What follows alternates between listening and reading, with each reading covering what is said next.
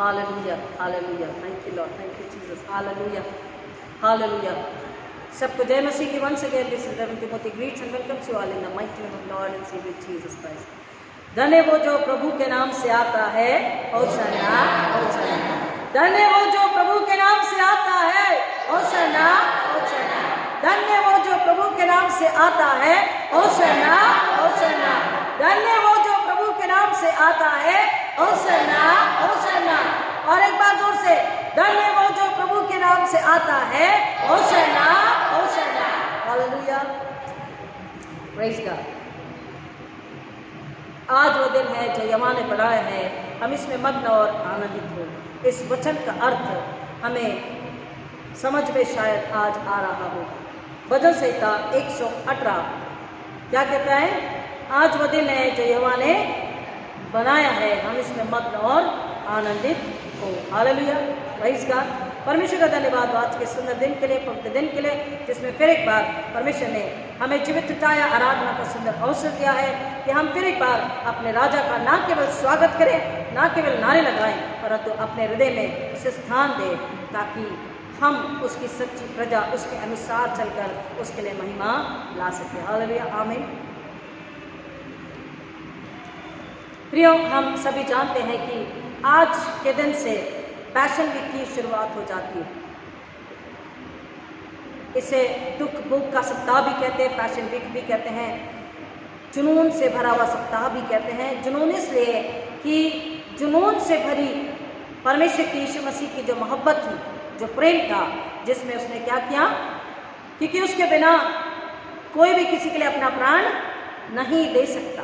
ये स्वर्ग से आया राजा, स्वर्ग से आया छुटकारा, पवित्र पवित्र सामर्थी प्रेम हमारे लिए आया। परमेश्वर का धन्यवाद करें। और आज के मनन के लिए हम पवित्र बाइबल में से पढ़ेंगे और सुनेंगे 118 भजन, साम 118 और उसके कुछ वचन। भजन संहिता 118 और उसके कुछ वचन। भजन संहिता 118, साम 118 एंड 24 से आगे 24 ऑनवर्ड्स। आज वह दिन है जो यहोवा ने बनाया है, हम इसमें मगन और आनंदित हो। हे यहोवा, विनती सुन, उद्धार कर। हे यहोवा, विनती सुन, सफलता दे। धन्य वो जो यहोवा के नाम से आता है, हमने तुमको यहोवा के घर से आशीर्वाद दिया है। यहोवा परमेश्वर है और उसने हमको प्रकाश दिया। यज्ञ पशु को बेटी के सींगों से रस्सियों से बांधो। हे यहोवा, तू मेरा परमेश्वर है, मैं तेरा धन्यवाद करूँगा। तू मेरा परमेश्वर है, मैं तुझको सराहूँगा।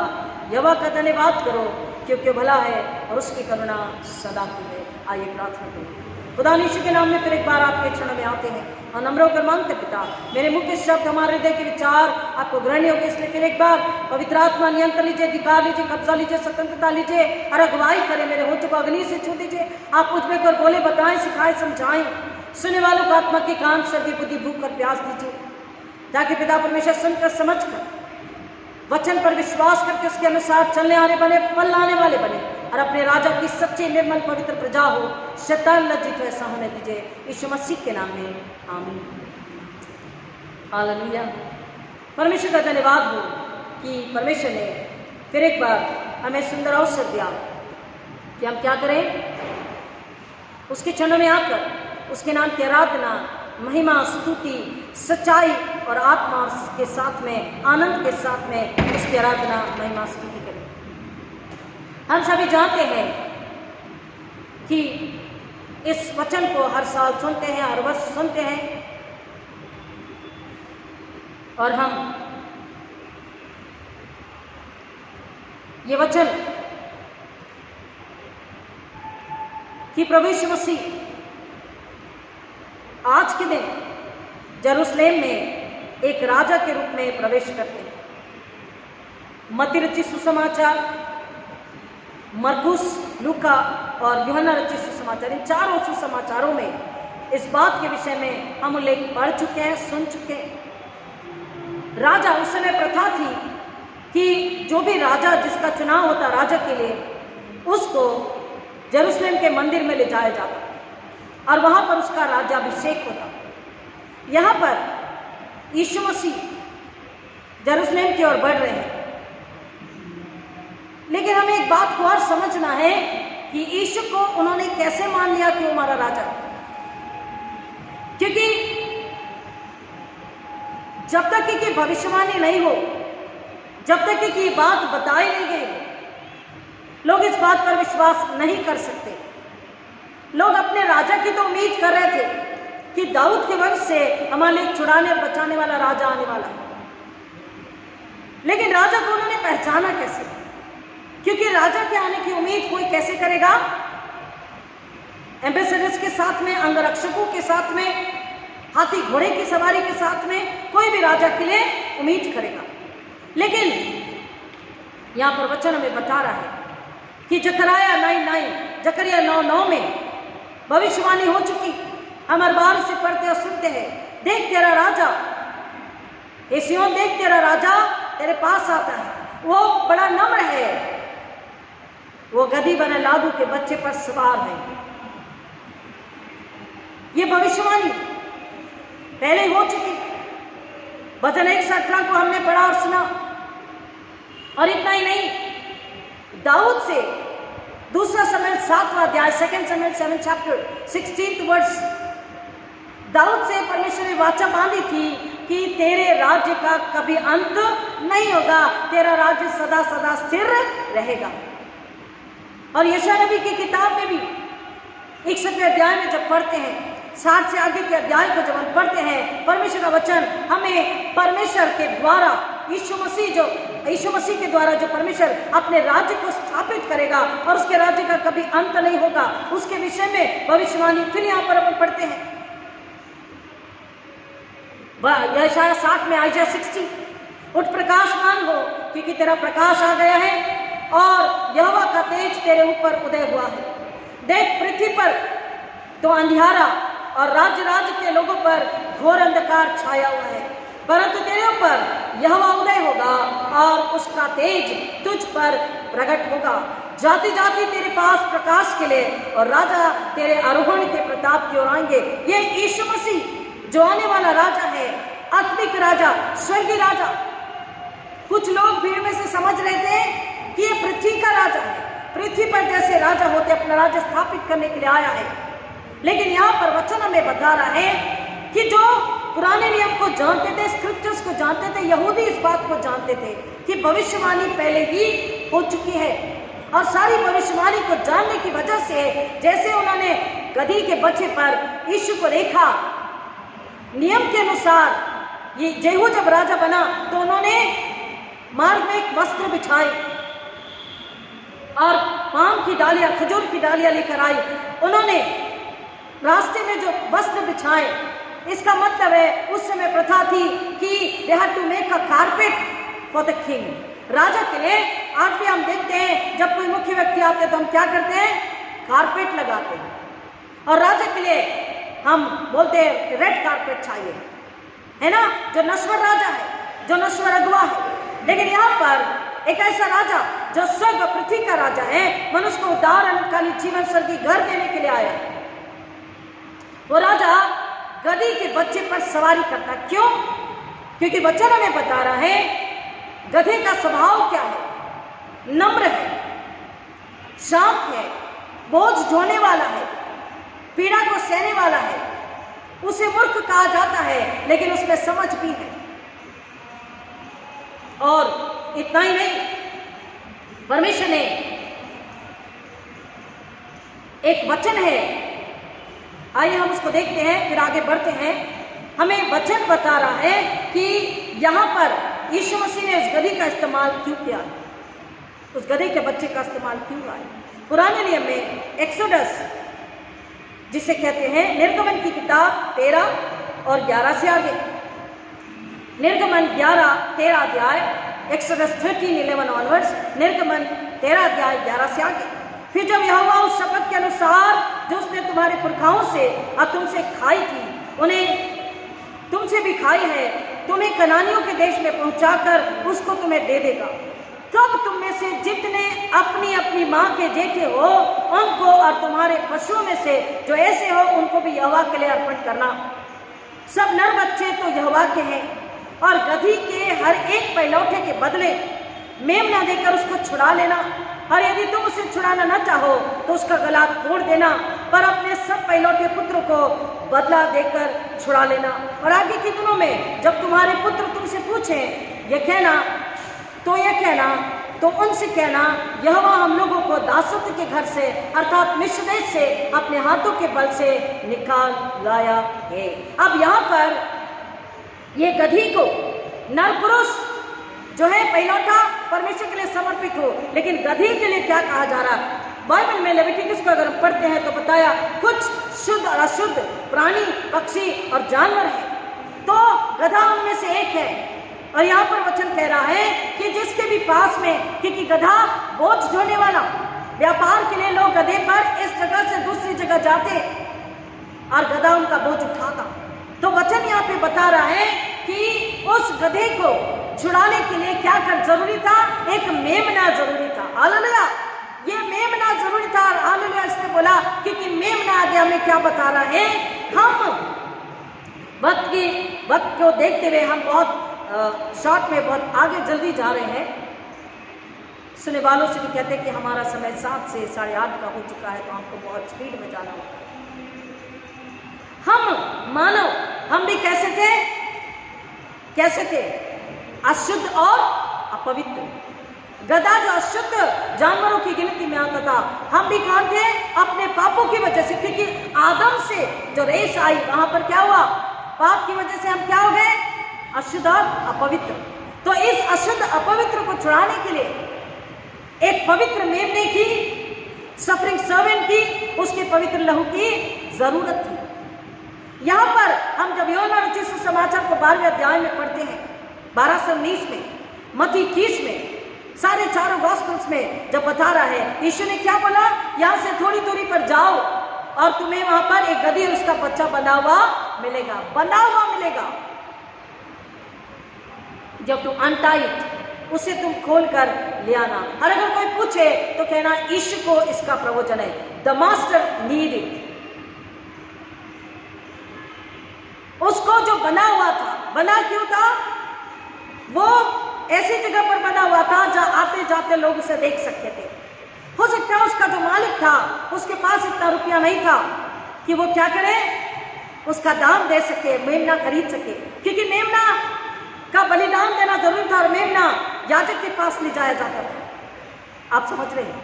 ये मेमना भी जो वध हुआ सूली पर, जी उठने के बाद पहले महायाजक होकर कहा गया परमेश्वर के पास। हमें हालेलुया, हमारे लिए भी प्रयोजन किया, हमको भी वैसी पवित्रता में जीवन जीकर उसके पास जाना है। और यहाँ पर हम देखते हैं यीशु ने कहा वो बना हुआ है, क्योंकि वो कैसा है? आप गुलामी में हैं और उसे आजाद करना है। उसकी कीमत, उसके जो मालिक है वो उसे प्यार करता है। वो उसे, यहाँ पर क्या लिखा? अगर तुम मेमना खरीद के उसको खरीद ना सके, उसको बचा ना सके, उसका दाम ना दे सके, तो क्या कर? उसकी गर्दन तोड़ दे। अब मालिक अपने गधे से प्यार करता है, ना गर्दन तोड़ना चाहता है, ना उसके पास कीमत चुकाने के लिए है। तो ऐसी जगह बांध के रखा, आते जाते लोग उसे देख सके, ताकि कोई उसे मदद कर सके। और यहाँ पर एक छुड़ाने वाला है। वो कौन है? स्वर्ग से आया मेमना, जीवित पवित्र सुंदर मेमना, मुझको रात को छुड़ाने के लिए। वो कहता है, कोई पूछे तो कहना यीशु को उसका प्रयोजन है। आज उस बने हुए गधे को यीशु ने छुड़ाकर क्या किया? अब वो गधा जो अशुद्ध और मूर्ख जाना जाता, यहाँ क्या हुआ? यहाँ पर क्या हुआ? अब उस गधे पर कौन सवारी कर रहा है? जगत का उद्धार करता, जगत का राजा, वो सवारी कर रहा है। उस गधे का जीवन बदल गया। हम जो गधे की तरह थे, हम जो मूर्ख थे, हम जो अशुद्ध थे, हम जो पापी थे, अपवित्र थे, हम परदेशी थे, हम घर के नहीं थे पाप की वजह से, उस मेमने ने आकर के हमें क्या किया? शुद्ध किया, पवित्र किया, परमेश्वर पिता से मिलाया, अपने प्राणों को देकर, अपने लहू के द्वारा, क्योंकि लहू के बिना छुटकारा नहीं था, अपने पवित्र लहू के द्वारा। महायाजक हर वर्ष सबसे भीतर के सबसे श्रेष्ठ जगह पर जा करके वर्ष में एक बार उसे जाने का वह मौका होता, मंदिर के सबसे महत्वपूर्ण स्थान में, और जाकर के बलि चढ़ाता। लेकिन बलि का लहू वो चढ़ाता, लेकिन ये बकरों और मेढ़ों का लहू हमारे प्राणों के लिए काफी नहीं था।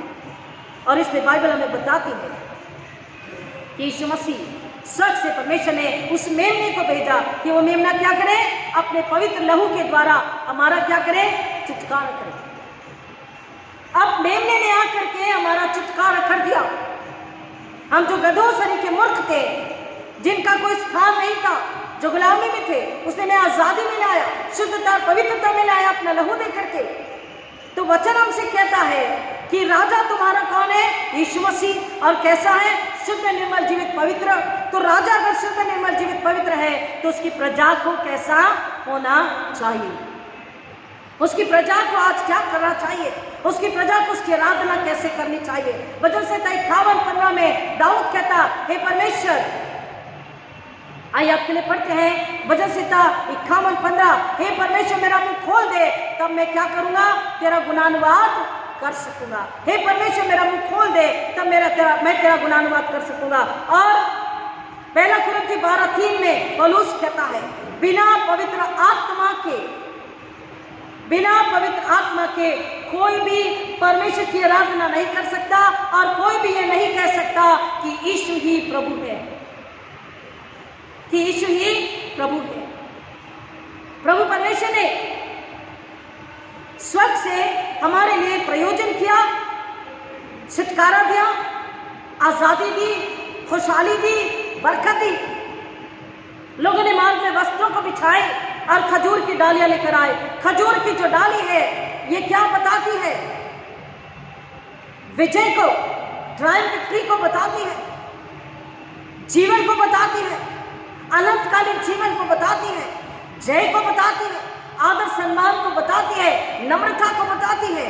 और इतना ही नहीं, ये बताती है कि उस विश्वासु पवित्र राजा ने अपनी प्रजा को शत्रु के हाथ से छुड़ा लिया। हालेलुया। वो फेथफुल राजा, वो विश्वासु राजा, faithful king, humble king, obedient king, holy king, he has saved us from the greatest enemy, that is Satan, the killer, the destroyer। Steel करता है, चोरी करता है, घात करता है, हत्या करता है। किसकी? किसकी? आत्माओं की। और उन आत्माओं को उस सच्चे पवित्र राजा ने क्या किया, अपने बलिदान को देकर, अपने लहू को देकर बचा लिया। हालेलुया। वचन हमें बता रहा है, उस समय ये प्रथा थी कि जब भी आनंद का उत्सव होता तो लोग खजूर की डालियां इसका इस्तेमाल करते। जब भी कोई राजा बनता, जय घोष होता, तो उस वक्त खजूर की डालियों का इस्तेमाल होता। यहाँ पर हम देख रहे हैं कि, और उस वक्त की प्रथा इसलिए थी, लोग मार्ग में वस्त्रों को बिछाते थे कि राजा के कदम जमीन पर नहीं पड़ने चाहिए। यहाँ पर जो राजा आ रहा है वो गधी की बच्ची पर बैठ के सवारी कर रहा है। न राजा के कदम जमीन पे जा रहे हैं, न जिस पर सवारी कर रहा उसके कदम। अल्टीमेटली राजा के कदम जमीन पे ना हो, राजा गधी की बच्ची पर है, इसलिए गधी की बच्ची के सामने लोगों ने क्या किया, मार्ग में वस्त्र और खजूर की डालियां और अपने महंगे महंगे वस्त्रों को भी बिछा दिया। जिनके पास नहीं थे उन्होंने अपने गंदे मैले वस्त्रों को भी, और कुछ ने अपने महंगे वस्त्रों को भी, मलमल और मखमल के वस्त्रों को भी बिछा दिया उस राजा के आदर में, क्योंकि वो इंतजार कर रहे थे कि एक राजा आएगा और रोमन साम्राज्य के दुख, तकलीफ, अन्याय, पीड़ा से हमें क्या करेगा, छुड़ाएगा, बचाएगा। और वो जान गए, जैसा मैंने पहले भी कहा, वो इसलिए पहचान गए क्योंकि भविष्यवाणी हो चुकी थी। जकरयाह में, सेकंड सैमुएल में, कि दाऊद के वंश से वो राजा आएगा जिसके राज्य का जब उदय होगा वो कभी भी खत्म नहीं होगा, हर सदा स्थिर रहेगा, अटल रहेगा। राजा दुनिया में बहुत आए और चले गए। आज भी लोग शासक हैं, शासन कर रहे हैं, लेकिन कैसे शासक है? हिटलर ने आया, बड़ी क्रूरता से शासन किया, सुभाष चंद्र बोस ने बोला, तुम मुझे खून दो, मैं तुम्हें आजादी दूंगा। आज के राजा, आज के नेता, वो केवल मांगते हैं और लेते हैं, लेकिन फिर भी संतुष्ट नहीं होते और अपनी प्रजा से किया हुआ वायदा पूरा नहीं करते। आज गरीब मर रहा है, उसको खाने के लिए नहीं है, उसको पीने के लिए पानी नहीं, उसको रहने के लिए छत नहीं है, उसके तन पे वस्त्र नहीं, उसके बच्चे पढ़ाई नहीं कर पाते। नेता प्रॉमिस करते हैं, राजा प्रॉमिस करता है कि हम ऐसा करेंगे, लेकिन वो कभी पूरा नहीं करते। एक नेता, एक राजा आया, एक अगुवा आया, जिसने मानव जाति से, उसके उद्धार, उसके छुटकारे के लिए, उसके आजादी, उसके आनंद के लिए, उसके मान सम्मान के लिए, उसको गधे की जिंदगी से निकालकर शाम की जिंदगी देने के लिए, मसीही नाम देने के लिए, मेरा, ये मेरा है, ये मेरा परिवार, ये मेरी कलीसिया, ये मेरी दुल्हन, ये मेरे चरवाहे, ये मेरी गवाह। हालेलुया। यीशु ने मेरा कहा। एक ऐसा राजा आया जो मेरा कहता है, और मेरे के लिए उसने अपने के लिए क्या किया? ये मेरे हैं, मेरी प्रजा के लिए मैं क्या दूंगा? अपने प्राण दूंगा। किनके प्राणों को बचाओ? वो हमसे कुछ नहीं मांगता। मेमने के लिए लोगों के पास पैसा नहीं होता था। निर्गमन की किताब को और आगे गिनती की किताब को भी जब हम पढ़ते हैं तो वहां पर पहलौठे के छुटकारे के लिए 5 शेकेल से आगे कीमत ठहराई गई थी। मनुष्य के पहलौठे के छुटकारे के लिए और गधे के छुटकारे के लिए कहता है मेमना जरूरी, अगर नहीं तो उसकी गर्दन तोड़ दी। यहां पर यीशु को पता था, क्या और भी गधे नहीं थे? लेकिन यीशु को पता था एक ऐसा, देखिए, पवित्र राजा जो स्वर्ग से आया है, उसके लिए सवारी कैसी चाहिए? पवित्र, निर्मल, जिस पर कभी किसी ने सवारी नहीं की थी, ये सवारी चाहिए। और दूसरा जो बंधा था, जिसके लिए छुड़ाने के लिए उसके पास पैसा शायद नहीं था कि वो मेमना ला सके, मेमने के बदले में उसको छुड़ा सके। प्रियो, मेमना कहता, मैं यहाँ हूँ, उस गधे से कहो, उसके परिवार से कहो, उसके मालिक से कहो कि राजा को, मास्टर को, यीशु को उसकी जरूरत है। आज हम गधे अगर हैं, हमको लगता है कि हम किसी से कहते हैं तू गधा है, तू गधी है, तो हमें बुरा लगता है। लेकिन आज वचन हमसे पूछता है कि क्या तुम यीशु के गधे बनना चाहते हो? क्या तुम यीशु के वो लादू बोलता गधी के बच्चे पर, तो क्या बच्चा कैसा होता है? नम्र, शुद्ध, पवित्र, कोमल। क्या हम बच्चे बनना चाहते हैं? क्या हम वो गधी का बच्चा, नम्र, शुद्ध, कोमल, यीशु के स्वभाव में अगर हम ऐसे गधे बन जाए तो क्या होगा? हम यीशु को लेकर चलेंगे। उस गधी के बच्चे ने यीशु का बोझ जो था वो ढोकर के लेके गया। और आज हम जो प्रभु यीशु मसीह के बचाए, छुड़ाए, चुने हुए लोग हैं, आज हम यीशु को कैसे ले जा सकते हैं? हमें यीशु का बोझ नहीं ढोना है, सी द ब्यूटी, हालेलुया। हमें यीशु का बोझ नहीं ढोना है, हमें यीशु को अपने हृदय में, आत्मा में लेकर चलना है। हमें यीशु को अपने द्वारा प्रकट कराना है, इस संसार को उस मेमने को देना है जो ना केवल इंसान परंतु पूरी सृष्टि के लिए, रोमन 8 में कहता, सारी सृष्टि कहलाती है। हमको इस सृष्टि के छुटकारे के लिए, मानव के छुटकारे के लिए, मानव की आजादी के लिए उस राजा को, प्रजा को देना जरूरी है। और राजा कैसा है? शुद्ध, निर्मल, पवित्र राजा है। परमेश्वर का वचन क्या कहता है? यीशु मसीह ने मत्ती रचित सुसमाचार में, देखिए, लोग क्या कहते हैं? हम जो कह रहे वो सुनो और हम जो कह रहे वो करो। लेकिन यीशु मसीह ने शास्त्री और फरीसी के विषय में कहा, तुम लोगों से कहा तुम सावधान रहना। और आज हम पढ़ रहे, हमसे कहता तुम सावधान रहना, क्योंकि जो शास्त्री और फरीसी हैं वो तुम्हें क्या करते हैं? क्या करते हैं? बरगलाते हैं, तुम्हें बरगलाते हैं, तुम्हें परमेश्वर पिता से, स्वर्ग से दूर लेकर के जाते हैं। मत्ती रचित सुसमाचार 23 अध्याय 3 वचन, मैथ्यू 23:3। इसलिए वे तुमसे जो कुछ कहें वह करना और मानना। क्यों? क्योंकि शास्त्री और फरीसी मूसा की गद्दी पर बैठे हैं, इसलिए वो जो तुमसे कहें वो करना और मानना। परंतु उनके से काम मत करना, क्योंकि वे कहते तो हैं पर करते नहीं। उनके से काम मत करना। ये कौन कह रहा है? ये कौन कह रहा है? राजा यीशु।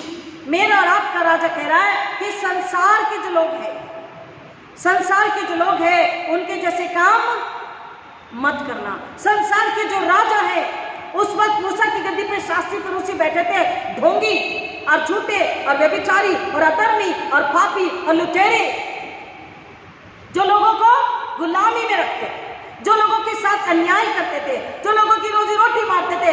आज भी वैसे ही राजा है। बाइबल कहती है, बता, रेवलेशन को अगर पढ़ते हैं तो ऐसे ही राज्य और शासक यानी राजाओं के विषय में बताया गया, जो करप्ट है, जो व्यभिचारी है, जो पापी और अधर्मी है, जो अन्याय है, जो अधर्मी अधर्म के काम करते हैं। वचन कह रहा है ऐसे ही शासक और राजाओं से छुड़ाने के लिए हमको इस संसार को बताना है। एक राजा आया, यीशु राजा, उसने क्या किया? अपने प्राणों को देकर हमारे प्राणों को बचा लिया। उसने ये नहीं कहा तुम मुझे खून दो मैं तुम्हें आजादी दूंगा, तुम मुझे पैसा दो मैं तुम्हें छुड़ाऊंगा, तुम मुझे सम्मान दो, गद्दी दो, मैं तुम्हें बचाऊंगा और मैं सोचूंगा तुम्हारे साथ क्या करना है। नहीं, उसने क्या कहा? तुम मुझे अपना पापी झूठा हृदय दे दो। हालेलुया। तुम मुझे अपना पापी गंदा हृदय दे दो, झूठा हृदय दे दो, और मैं उसे क्या करूंगा? उसे धोऊंगा, उसे शुद्ध पवित्र करूंगा, उसे सजाऊंगा, सवारूंगा। और अगर अपना दिल दे दोगे तो मैं उस हृदय में आकर रहूंगा। आइए मेरे साथ में यशायाह नबी की किताब, उसका 66 अध्याय, आइजिया 66, बहुत सुंदर वचन है। यशायाह 66, आइजिया 66। यहोवा यूं कहता है, आकाश मेरा सिंहासन और पृथ्वी मेरे चरणों की चौकी है। तुम मेरे लिए कैसा भवन बनाओगे और मेरे विश्राम का कौन सा स्थान होगा? यहोवा की वाणी है, ये सब वस्तुएं मेरे ही हाथ की बनाई हुई है, इसलिए ये सब मेरी ही है। परंतु मैं उसी की ओर दृष्टि करूंगा जो दीन और खेदित मन का हो और मेरे वचन सुनकर थरथराता हो। आमीन, हालेलुया। वचन क्या कह रहा है? वचन क्या कह रहा है? यहोवा परमेश्वर हमसे क्या चाहता है? वो राजा हमसे क्या चाहता है? कि वो हमें बता रहा है, यीशु ने कहा मुझे तुम्हारा लहू, पैसा कुछ नहीं चाहिए, तुम्हारे बच्चों की बलि नहीं चाहिए। मुझे क्या चाहिए? तुम्हारा हृदय, तुम्हारी नम्रता, तुम्हारी आज्ञाकारिता, तुम्हारा प्रेम, तुम्हारी शुद्धता और पवित्रता। तुम अपना पापी हृदय मुझे दे दो, अपना गंदा, अछूता, अशुद्ध हृदय मुझे दे दो, मैं उसे धो के से पवित्र करता हूँ और मैं तुम्हारे हृदय में रहता हूँ। आकाश मेरा सिंहासन, आइजिया 66, आकाश मेरा सिंहासन और पृथ्वी मेरे चरणों की चौकी। कौन कह रहा? परमेश्वर कह रहा। तो तुम उसके रहने के लिए स्थान कहाँ बनाओगे? दाऊद ने जब बात करी, परमेश्वर मैं तेरे लिए भवन बनाना चाहता हूँ, बोला देख, क्या मैंने अब तक किसी से कहा कि मेरे लिए देवदारों के लकड़ी के भवन बनाओ? मैं तो तंबू में रहता आया। जब मैं ये पढ़ रही थी तो मेरे लिटरली रोना आ गया। लिटरली अभी भी मेरे मतलब दिल भर गया है। क्या मैंने कभी कहा कि देवदारों की लकड़ी से मेरे भवन बनाओ? दाऊद से कह रहा, बोल रहा है मैं तो तंबू में रहता आया हूं। परमेश्वर यीशु मसीह आज भी क्या कह रहे हैं? मैं हाथ के बनाए हुए इस भवन में रहने से ज्यादा कहां रहना पसंद करता हूं? तुम्हारे हृदय में, तुम्हारी आत्मा में। मैं तो तंबू में रहता आया हूं, मैं तुम्हारे साथ साथ चला हूं, आग और बादल के समान के रूप में। आज वो कह रहा है कि आकाश मेरा सिंहासन और पृथ्वी मेरे पैर की चौकी है। चौकी समझती है सबको ना? तो ये इतनी बड़ी पृथ्वी उसके पैर रखने की चौकी है, तो फिर हम उसके लिए कहां भवन बनाएंगे? कहां स्थान बचा है? कम ऑन थिंक मेरे प्रिय, सोचिए, परमेश्वर के लिए भवन कहां बनाएंगे? जगह नहीं है, क्योंकि वो कह रहा पृथ्वी मेरे पैरों की चौकी है। और इसलिए आगे कहता है मेरे विश्राम के लिए कौन सा स्थान होगा? परमेश्वर विश्रांति अगर लेना चाहता है, थोड़ी देर आराम अगर करना चाहता है, 2 पल को मुस्कुराना अगर चाहता है, आपको मुझे देखकर खुश अगर होना चाहता है, प्रसन्न होना चाहता है, तो उसके लिए जगह कहाँ है? हम विश्राम ढूंढते हैं, हम आराम ढूंढते हैं, हम 11 बजे के चर्च में, लोग कहते हैं 9 बजे का चर्च 11 बज गए, 11 बजे का चर्च 2 बज गए, 2 बजे का चर्च 6 बज गए, अभी 7 बजे का चर्च 9:15 9 बज जाएंगे, घर जाएंगे। हम लोग विश्राम ढूंढते हैं, घर जाके कूलर लगाएंगे, आराम से बैठेंगे, इंक्लूडिंग मी। हम आराम को ढूंढते हैं ना। वो बोल रहा है मेरे विश्राम के लिए स्थान कहाँ होगा? यह वाक्य वाणी है, परमेश्वर की आवाज है, परमेश्वर की बुलाहट, परमेश्वर की इच्छा है। ये सब वस्तुएं मेरे हाथ की है और ये सब मैंने बनाया है। ये सारी सृष्टि परमेश्वर के हाथ की है। जब चाहे परमेश्वर अगर कौवे का इस्तेमाल कर सकता है तो चाहे पल में अपने लिए ऐसा सुंदर भवन बनाएगा कि किसी ने कभी कल्पना भी नहीं करी। लेकिन वो क्या चाहता है? ये सब वस्तु मेरे हाथ की बनाई हुई है, इसलिए सब मेरी है, परंतु मैं उसी की ओर दृष्टि करता हूँ। यहोवा परमेश्वर अनुग्रह और प्रेम और सामर्थ, आशीष और बरकत और इनाम उसी की ओर उंडेलता है, उसी परिवार घराने कलीसिया पासबान पर उंडेलता है जो कैसा है? मन में दीन है। और दीन कौन है? कमाल, हमारा राजा यीशु मसीह। भविष्यवाणी हो चुकी, तेरा राजा तेरे पास आ रहा, सियोन डर मत। और वो नम्र वरन अति दीन है, वो गधी वरन गधी के बच्ची पे सवारी करता है। वो मैं उसकी ओर दृष्टि करूंगा जो दीन और खेदित मन का हो और मेरा वचन सुनकर थरथराता। अर्थात वचन सुनकर थरथराने का अर्थ है उसके परमेश्वर के सामर्थ को, प्रभुत्व को स्वीकारना, समझना और उसके आगे नमन होना, दंडवत करना, आराधना करना, क्योंकि वह अति पवित्र पवित्र पवित्र परमेश्वर है। उसका वचन अति पवित्र पवित्र पवित्र है। और दाऊद ने क्या बोला कि तूने अपने वचन को अपने नाम से भी अधिक महिमा दी है।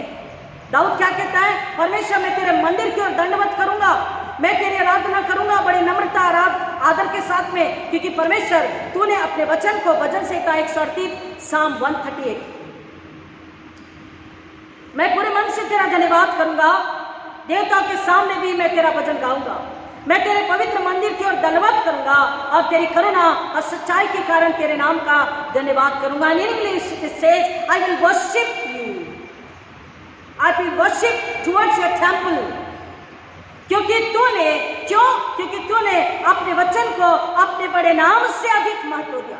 ये जो वचन है, वचन देहधारी हुआ और देहधारी होकर कौन आया? स्वयं परमेश्वर यीशु हमारे बीच। और इसलिए कहता है कि क्योंकि तूने अपने वचन को अपने बड़े नाम से अधिक महत्व दिया। और आयशा 66 में क्या बोला? मैं उसी की ओर दृष्टि करूंगा जो मन में दीन है और परमेश्वर का वचन सुनकर थरथराता और कांपता, यानी वो राजा यीशु, उसको देखकर, सुनकर, समझकर जो आदर से, प्रेम से, आनंद से भर जाता है, जो उसकी सेवा के लिए, आराधना के लिए तैयार है। और केवल इतना ही नहीं, जो उसके लिए फल लाने के लिए भी समर्पित है। परमेश्वर क्या चाहता है? यीशु मसीह क्या चाहता है? शास्त्री फरीसी, आज संसार के जितने शासक है, राजा है, शास्त्री फरीसी है, वो कह रहा उनके से काम नहीं करना, क्योंकि उनके से काम तुम्हें नर्क में लेके जाएंगे, स्वर्ग की ओर नहीं लेके जाएंगे। खुशी आनंद देंगे, सफलता देंगे, नाम देंगे, प्रसिद्धि देंगे, धन संपत्ति देंगे, लेकिन साथ में मृत्यु भी देंगे। एक थप्पा होगा गुलाम। क्या थप्पा होगा? कि तुम गुलाम हो। लेकिन एक राजा यीशु, जिसके सामने दीनी नम्र हो जाओ और बोलो, हाँ स्वर्ग तेरा सिंहासन, पृथ्वी तेरे पांव की चौकी है, तेरे लिए घर हम अपने हृदय में बनाते हैं। यीशु राजा आइए और आज मेरे हृदय में, मेरे परिवार के हृदय में घर बनाइए। हम आपका स्वागत करते हैं और हम आपको अपने हृदय से कभी नहीं निकालेंगे और आप भी हमसे दूर न जाएं। जब हम ऐसे प्रार्थना करते प्रियो, वो यीशु राजा हमारे दिल में आता। लोगों ने आदर के रूप में वो अपने वस्त्रों को बिछाए, खजूर की डालियां बिछाई। आज हम क्या बिछाएंगे? कमान फास्ट, अपने दिलों को बिछाए। हालेलुया, आमीन। अपने दिलों को बिछाए, खुशहाली, आदर, आनंद के साथ में नाचते, गाते, कूदते, आराधना बिना शर्माए, बिना हिचकिचाए। अभी फिर एक बार नारे लगाएंगे पूरी कलीसिया आगे। हालेलुया बोलो। आपको नारे लगाना है, पीछे वाले नारे लगाना है, इस राजा को अपने अंदर लेना, उसकी महिमा करनी है। देखिए, हम जब छोटे थे तो रैली तो कभी नहीं निकाली गई, ये तो रैली आज का फैशन हो गया। चर्च के चारों ओर हम लोग चक्कर लगाते थे और मैंने हमेशा आपको चर्च के चारों ओर चक्कर लगवाए। अब तो ये दीवार पीछे की बन चुकी है, नहीं तो हमेशा राउंड चक्कर लेते थे। अभी हम ऐसा जाके ऐसा आएंगे। हालेलुया। उसका आदर। ये भवन का राजा कौन है? अगुवा कौन है? उद्धारकर्ता कौन है? यीशु मसीह। हम मार्ग में उन्होंने वस्त्र और पाम डालियों को बिछाई थी। आज हम अपने वस्त्रों को, अपने हृदय को उसके चरणों में बिछा दें और उसके प्रभुत्व को, सामर्थ को स्वीकारें, उसकी महिमा स्तुति करें और उससे प्रार्थना करें, परमेश्वर मेरी सोच, मेरे काम और मेरे विचार और मेरी योजना, इस सब पर आप अधिकार लीजिए और अपनी इच्छा के अनुसार आप चलाइए, ताकि क्या हो? राजा की महिमा हो। ताकि क्या हो? लोग प्रजा को देखे, दुल्हन को देखे, कलीसिया को देखे, पासवानों को देखे तो बोले हाँ, ये यीशु की प्रजा, यीशु की दुल्हन, यीशु के गवाह है। जहां ना अधार्मिकता, ना अधर्म है, ना पाप है, ना अन्याय, ना घमंड और अहंकार है, ना जो छल और कपट नहीं है। There is no deceiving, there is no wickedness, there is no spiritual blindness and deafness and dumbness. There is no greed. पिछली बार हमने सुना कि वो काम करने वाला काम कर रहा है, मशीन की आवाज से उसे आवाज नहीं आ रही, ऊपर में कॉन्ट्रैक्टर है उसे आवाज दे रहा, उसको आवाज नहीं जा रही, तो पहले 5 का सिक्का, फिर 10 का सिक्का, फिर 10 की नोट, फिर 20 की नोट, 50 की नोट, 100 की नोट, 500 की नोट भी फेंक दिया। लेकिन वो उठाता है, जेब में रखता है और फिर काम करने लग जाता, उठाता है, जेब में रखता है, काम करने लग जाता, देखता ही नहीं ऊपर की पैसा कहां से गिर रहा। शासक और राजा हम सब ऐसे ना बने, अंधे अधूरे ना बने, स्वार्थी ना बने, घमंडी अहंकारी ना हो, क्योंकि परमेश्वर कह रहा मेरे रहने के लिए स्थान कहां बनाओगे? वही जो दिन में नम्र है और वचन को सुनकर थरथराता और कांपता है, वचन यीशु है। अगर उसका आदर, उसके लिए आदर प्रेम नहीं है, हृदय में स्थान नहीं है, हम कितना भी बड़ा प्रोग्राम करें, हम पूरे संसार को अपनी रैली बताएं, कुछ नहीं होने वाला। हम अशुद्ध पवित्र प्रजा, शुद्ध राजा की प्रजा, पवित्र राजा की प्रजा नहीं हो सकते। परमेश्वर का वचन कह रहा है वो छुड़ाने और बचाने के। लोगों ने कहा होसन्ना होसन्ना, रोमी साम्राज्य से हमें बचा। उनको लगा अब दाऊद की तरह, सुलेमान की तरह राज्य स्थापित करेगा। ईश्वर ने उन्हें बताना चाहा कि मैं तुम्हारा राजा जरूर हूं, लेकिन स्वर्ग राज्य का राजा हूं, मेरा राज्य स्थापित ऑलरेडी है। और प्रियो, ट्रायम्फ विक्ट्री जो आज हम कहते हैं, ये विजय आज मिली उस राजा को, लेकिन अब थोड़ा समय बाकी था। पूरी विजय कब मिलनी बाकी थी? कब मिलनी थी? कब मिलना था? क्रूसिफिकेशन के बाद। क्रूसिफिकेशन के बाद यीशु ने बोला जब मैं अपना आत्मा परमेश्वर तेरे हाथों में देता, तब शैतान हार गया। और उसके बाद तीसरे दिन हालेलुया, तीसरे दिन जब वो पत्थर रख गया, यीशु कब्र से बाहर आया। हे मृत्यु तेरी विजय कहाँ? हे मृत्यु तेरा डंक कहाँ? देखो जय ने मृत्यु को निगल लिया, पूरी विजय। हालेलुया। अब ये आज हमारा फर्ज है, यीशु राजा के चरणों में अपने हृदय को बिछाएं, क्योंकि उसको हमारा हृदय चाहिए। अपनी गंदगी, अदम, अपराध उसके चरणों में रख दें। बोले यीशु दो, साफ कर, मेरे हृदय में आकर रहे, मुझे पवित्र शुद्ध बना। हम गधे की नहीं, तुझे अपने अंदर लिए चलना चाहते, अपने हृदय आत्मा में, अपने जीवन में, ताकि संसार को बताए ये सच्चा राजा है, जो धर्मी है, जो न्यायी है, जो पक्षपात नहीं करता, जो विश्वासु है और जो अपना प्राण देकर हमारे प्राणों को बचाता है, हमें स्वर्गीय अनंतकालीन जीवन और घर देता है। ये पाम हमें बताती है विजय को, स्वर्गीय आनंद को, स्वर्गीय हर्षोल्लास को, स्वर्गीय सेलिब्रेशन को बताती है और ये अनंतकालीन जिंदगी को बताती है। हालेलुया। क्योंकि पिछली बार मैंने आपसे बताया था रेवलेशन के बारे में। रेवलेशन में बात है कि मैंने ऐसी बड़ी भीड़ देखी कि जिसको कोई गिन नहीं सकता था। और अब समय है कि पूरा संसार यीशु के पास में आने वाला है। थोड़ा वक्त बाकी है, जो नहीं स्वीकारेंगे 7 साल के ट्रिबुलेशन के बाद स्वीकारेंगे। हालेलुया। और ऐसी बड़ी भीड़ जिसको कोई गिन नहीं सकेगा, हाथों में खजूर की डाली लिए यीशु का जय जयकार करते हैं। प्रियो, आज हम जय जयकार कर रहे हैं यीशु को। हमारी इस आवाज से ज्यादा, इस गले की आवाज से ज्यादा हमारे हृदय की आवाज, नम्रता, पवित्रता, प्रेम चाहिए। क्या हम तैयार हैं? अपने राजा को अपने हृदय में ले, अपने आप को शुद्ध निर्मल पवित्र बनाए, अपने आप को उसके चरणों में रखे। बोले मेरे काम, विचार, व्यवहार में तू नियंत्रण, तू अधिकार ले, क्योंकि तू राजा है। और अगर सुनिए, खत्म कर रही, अगर राजा के हाथों में अपने विचार, काम, चाल चलन सब कुछ दे देंगे तो क्या हम गलत करेंगे? क्या हम पाप करेंगे? नहीं, क्योंकि राजा पवित्र है, सामर्थ्य है, जीवित है। हम अपने चाल चलन, अपनी सोच को, अपने कामों को उसके चरणों में रख दे, अपना हृदय उसके चरणों में बिछा दे, उसका आदर प्रेम करें और बोले यहोवा परमेश्वर हमारा हृदय तैयार है उस राजा के लिए। और राजा जब आपके हृदय में आता है, आप कभी भी कमजोर, लाचार, बीमार और गरीब नहीं होते। लेकिन अगर राजा अंदर नहीं है तो हम भिखारी से भी बदतर हैं। We are less than a beggar if the Christ King is not inside us, being Christian. अगर अपने आप को मसीह कहते हैं तो ईश्वर राजा अंदर होना जरूरी है। हालेलुया। प्रभु इन वचनों की गहराई में जाने आशीष करे।